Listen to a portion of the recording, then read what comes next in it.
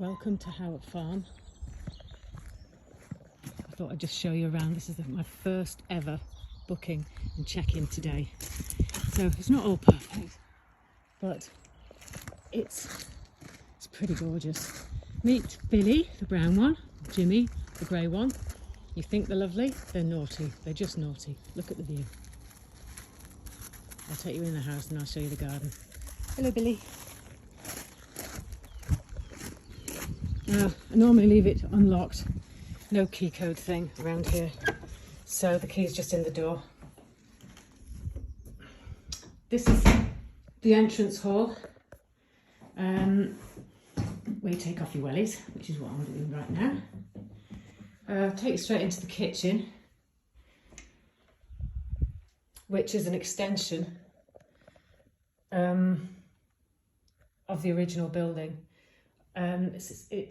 Obviously eats 10. There's a television and everything in that cupboard there. The usual stuff, dishwasher, Arga. Argas have their own personality, as you probably know. So, yeah. But luckily there's an oven and an induction hob over to the fridge, which is hidden, as is the food cupboard with bits and bobs in. I'll take you through. I'll do the ground floor first. Some of it's not very interesting. This is the main living room, which is beautiful. So I had to put the fire guard on just to make sure it was safe. So this is the main living room, and with dining, which obviously eats 10. Hang on. Let me show you this. This is great. Right, so you've got two bookcases. This bookcase, bit of a spoiler alert here, houses the telly. So these are fake books that are made. So the telly comes out on a bracket, and there's bits and bobs in there, you know, the technical stuff, which I'm not very good at. Go through into the den, or the games room. This is a very popular room, as you can imagine. This is the 10th bed as well. You can either choose to have it made up as a sofa or as a bed.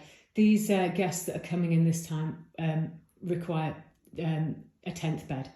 So, and I, to be honest with you, my kids have always liked sleeping here, but it is more of an older teenager, you know, young adult. But the snooker and in here, this is why it's called the games room. There's some great games, but also there's poker, backgammon, croquet for outside. I've also got tug of war, sack race, brilliant, great fun. Downstairs loo with emergency wellies if you need them. Downstairs loo. The utility is a working utility. The washing machine works, the tumble dryer does not, it's broken. It's a working utility, so it's a little bit, you know, tatty. The padlocks are on there, it's just my personal storage, that's all, because it is such a big house. I haven't been able to unstore everything. So that's the ground floor. We'll go on to the middle floor next, which is... these scratches, don't think that people have been trying to scratch their way out. It was the dog. We flipped the door over to have it opening this way. So it's actually the dog that was scratching the door, not people, promise. This goes back into the main living room. So up the stairs. Desk on the landing.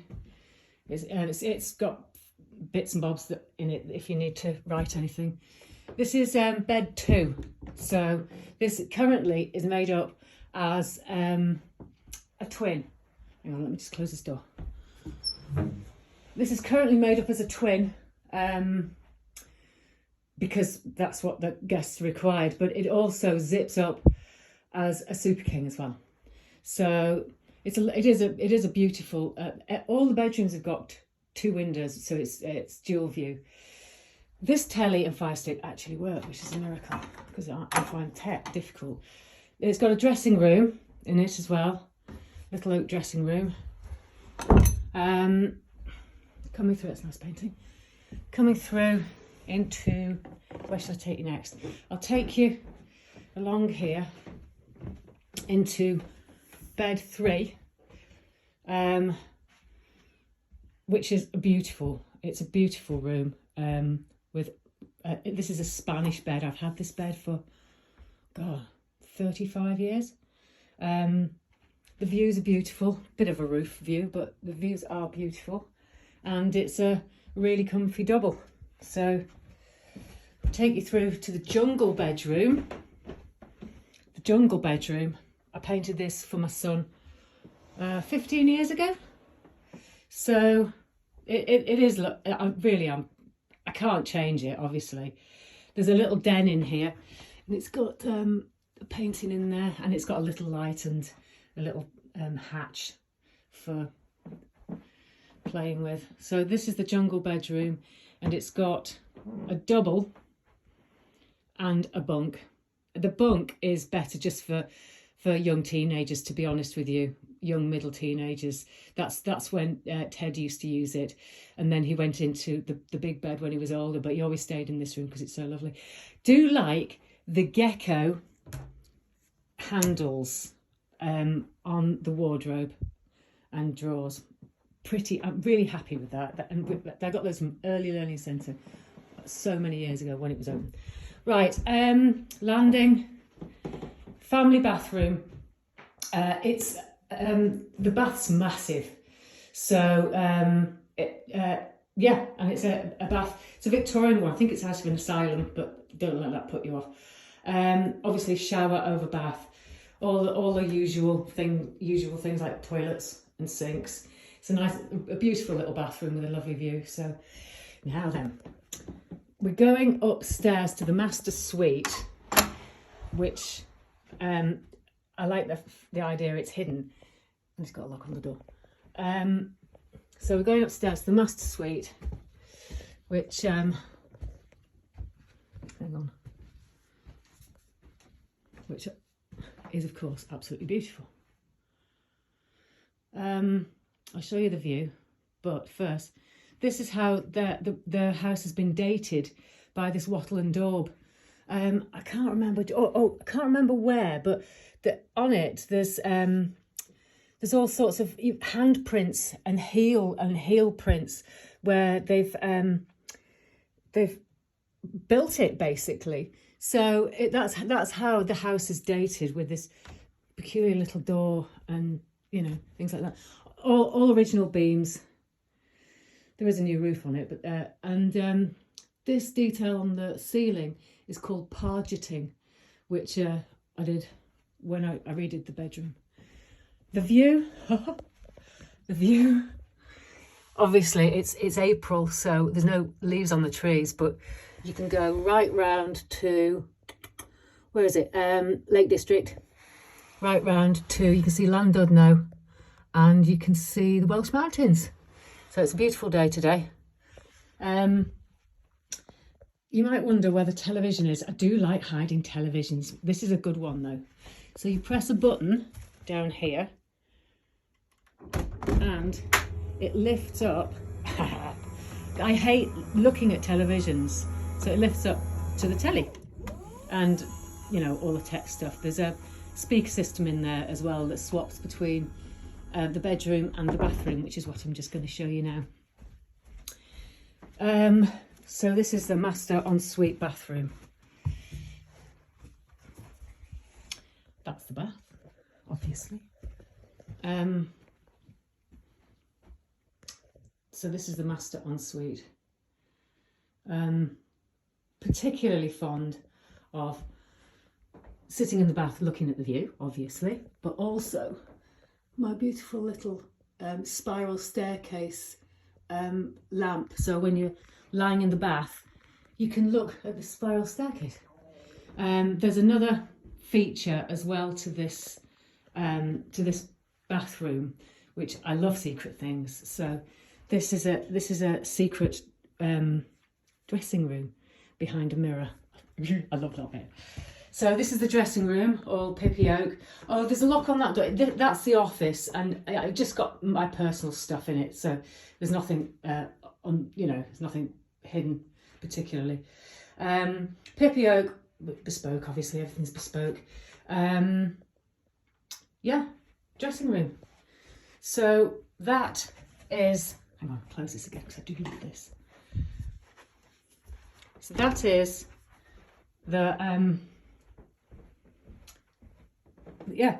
master suite.